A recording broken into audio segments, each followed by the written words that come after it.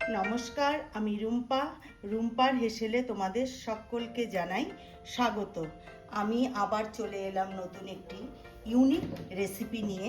সেটা হচ্ছে, এখন তো ইলিশের সিজন চলছে, এখন আমরা ইলিশ মাছ নানান রকমভাবে বানিয়ে আমরা সবাই খাচ্ছি। তবে আজকে আমি যে রেসিপিটি তোমাদের মধ্যে শেয়ার করব সেটা হচ্ছে শাপলা ইলিশ। একটা সম্পূর্ণ ইউনিক রেসিপি, তোমরা চাইলে ইউটিউবে খুঁজে দেখতে পারো, কোথাও পাবে না। তবে আমি এই রেসিপিটা আজকে তোমাদের মধ্যে শেয়ার করছি। শাপলা দিয়ে দুর্দান্ত হয় খেতে, কোনো মশলা ছাড়া রেসিপিটি আমি তৈরি করব। তা তোমাদের কাছে অনুরোধ রইল, একবার হলো বাড়িতে বানিয়ে দেখবে, ভীষণই ভালো হয় খেতে। ভালো লাগলে একটা লাইক করো। রেসিপিটি যদি তোমাদের খুব ভালো লাগে তাহলে একটা লাইক করে দিও। আর আমার চ্যানেলের নতুন বন্ধু হয়ে থাকলে চ্যানেলটিকে সাবস্ক্রাইব করে নেওয়ার অনুরোধ রইল। তাহলে বন্ধুরা, আজকের এই ইউনিক রেসিপিটি আমি শুরু করার আগে তোমাদের বলছি, তোমরা কিন্তু এই শাপলা এখন শাপলার সিজন থাকতে থাকতে কিন্তু তোমরা রেসিপিটা অবশ্যই একবার বাড়িতে বানিয়ে দেখো। তাহলে চলো দেরি না করে রেসিপিটি শুরু করা যাক। তাহলে বন্ধুরা, সবার প্রথমে আমি ইলিশ মাছে একটু লবণ হলুদ মাখিয়ে নেব। তবে আমার ইলিশ মাছের সাইজটা কিন্তু খুব বেশি বড় নয়, একটু ছোট, তোমরা দেখলেই বুঝতে পারবে। তবে কোনো অসুবিধা নেই, এরকম ছোট সাইজের ইলিশ মাছ দিয়েই কিন্তু এই রেসিপিটা খেতে কিন্তু ভালো লাগে। তবে বড় ইলিশ হলেও সেই ইলিশ দিয়েও তোমরা করতে পারো। তো সবার প্রথমে আমি নুন হলুদটা মাখিয়ে নিচ্ছি। দেখো, ইলিশ মাছে নুন হলুদ আমার মাখানো হয়ে গেছে। আর এদিকে আমি গ্যাস ধরিয়ে কড়াই বসিয়ে কড়াইয়ে সর্ষের তেল দিয়ে দিয়েছি।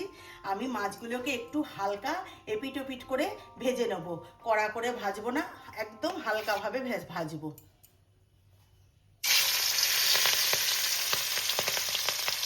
এইভাবে আমি ইলিশ মাছগুলোকে হালকাভাবে ভেজে তুলে নেবো। বন্ধুরা, আমরা তো ইলিশ মাছ দিয়ে সর্ষে পোস্ত দিয়ে ইলিশ ভাপা, ইলিশ পাতুরি নানান রকমভাবে বানিয়ে খাই।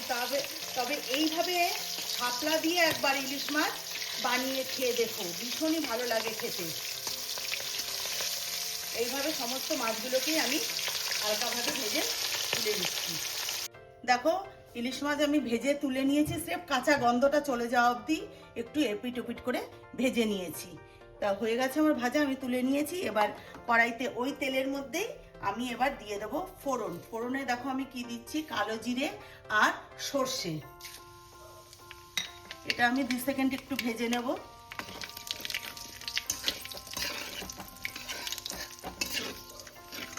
দেখো, ভাজা আমার হয়ে গেছে। এবার আমি এর মধ্যে দিয়ে দেব একটা আলুকে আমি এইভাবে কেটে নিয়েছি।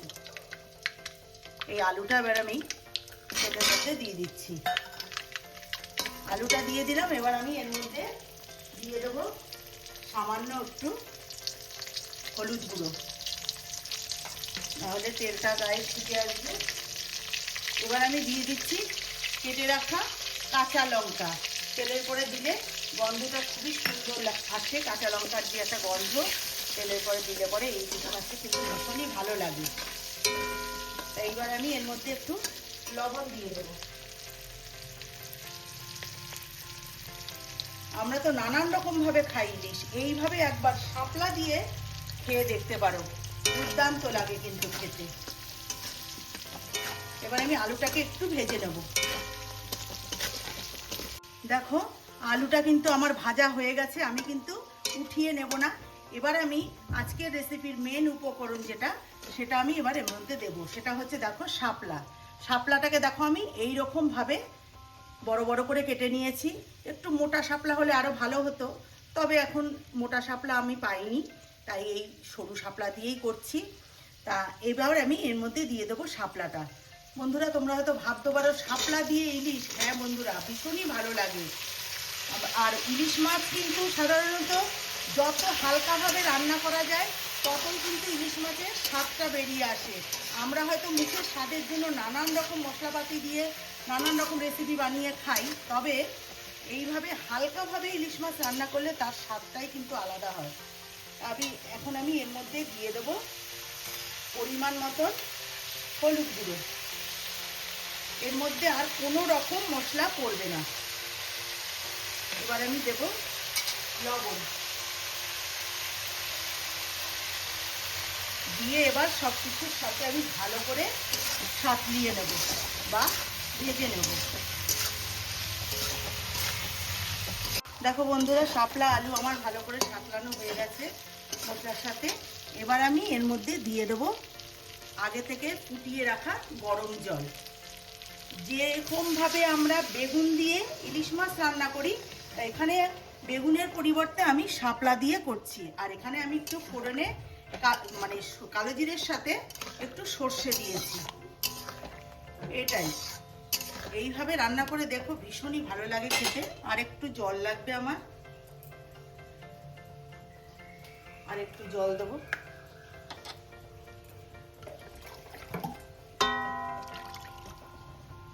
এবার আমি এর মধ্যে দিয়ে দেবো ভেজে রাখা মাছ। মাছটা আমি দিয়ে দিচ্ছি।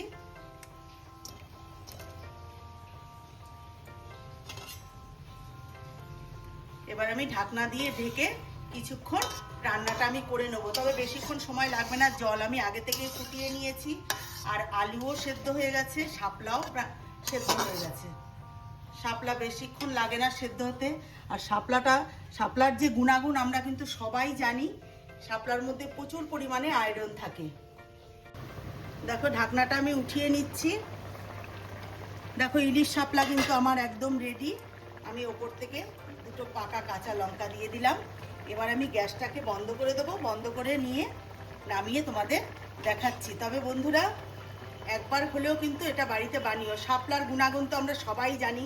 শাপলার মধ্যে প্রচুর পরিমাণে আয়রন থাকে আমাদের শরীরের পক্ষে, যেটা খুবই উপকারী। উপর থেকে একটু আমি সর্ষের তেল দিয়ে দিলাম, এতে করে আরও বেশি ভালো লাগবে খেতে। এবার আমি তোমাদেরকে নামিয়ে নিয়ে দেখাচ্ছি। গ্যাসটা বন্ধ করে দিলাম। দেখো বন্ধুরা, শাপলা ইলিশ আমার হয়ে গেছে। আমি একটা প্লেটে সার্ভ করে নিয়েছি। তাহলে বন্ধুরা, তোমাদের কাছে আমার একটা অনুরোধ রইল, তোমরা কিন্তু রেসিপিটা যদি তোমাদের ভালো লাগে, তাহলে বন্ধু বান্ধব আত্মীয় স্বজনের মধ্যে একটু শেয়ার করে দিও। তারাও তাহলে জানতে পারবে এই শাপলা ইলিশের রেসিপিটা সম্বন্ধে, এবং তারাও বাড়িতে বানিয়ে খেতে পারবে। আর খেতে অপূর্ব হয়। তোমাদের কাছে অনুরোধ, অবশ্যই বাড়িতে একবার বানিয়ে খেয়ে দেখো। তাহলে আমার এই আজকের রেসিপিটি তোমাদের যদি ভালো লাগে, একটা লাইক অবশ্যই করো। তোমাদের একটা লাইক আমার নতুন নতুন ভিডিও বানাতে খুবই উৎসাহ জাগায়। আর আমার চ্যানেলের নতুন বন্ধু হয়ে থাকলে চ্যানেলটিকে সাবস্ক্রাইব করে নেওয়ার অনুরোধ রইল। যারা করেছো তাদেরকে অসংখ্য অসংখ্য ধন্যবাদ। আর যারা ফেসবুক থেকে দেখো, তাহলে ফেসবুকের পেজটিকে কিন্তু অবশ্যই ফলো করে নিও। তাহলে বন্ধুরা, আজকের মতন এখানে বিদায় নিচ্ছি। আবার হাজির হয়ে যাব নতুন কোনো রেসিপির সাথে। নমস্কার।